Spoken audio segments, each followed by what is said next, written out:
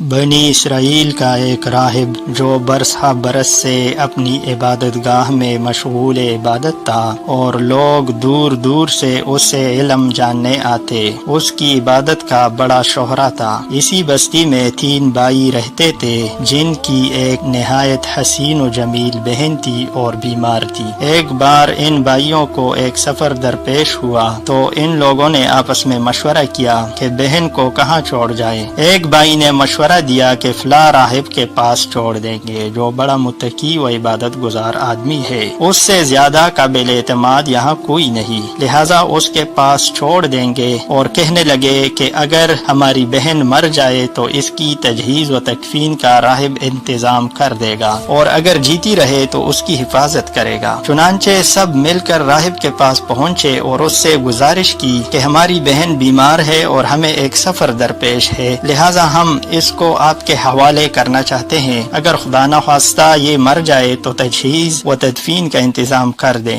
اور اگر جیتی رہے تو اس کی حفاظت فرمائے، ہم لوگ واپس آ کر لے جائیں گے۔ راہب نے کہا کہ ٹھیک ہے اور یہ لوگ رخصت ہو گئے اور راہب نے اس لڑکی کا علاج معالجہ کیا تو وہ ٹھیک ہو گئی اور اس کا حسن دوبالا ہو گیا۔ اب راہب کو شیطان نے بہکانا شروع کر دیا کہ اس کے ساتھ زنا کرے، مگر راہب بچتا رہا، مگر شیطان اس کو مزین کر کے سامنے لاتا رہتا تھا، یہاں تک کہ وہ راہب ایک بار زنا کے فعل میں مبتلا ہو گیا اور لڑکی حاملہ ہو گئی۔ اب شیطان نے اس کو شرم دلائی کہ تو نے یہ کیا حرکت کی، یہ نہیں ہونا چاہیے تھا، اگر یہ راز دوسروں کو اور اس کے بھائیوں کو معلوم ہو گیا تو تیری کس قدر رسوائی ہوگی۔ پھر شیطان نے راہب کو اس رسوائی سے بچنے کا علاج یہ سمجھایا کہ اس لڑکی کو قتل کر دے تاکہ کسی کو معلوم نہ ہو سکے اور اس کے بھائی آئیں تو کہہ دینا کہ وہ بیمار تھی اور فوت ہو گئی۔ چنانچہ اس راہب نے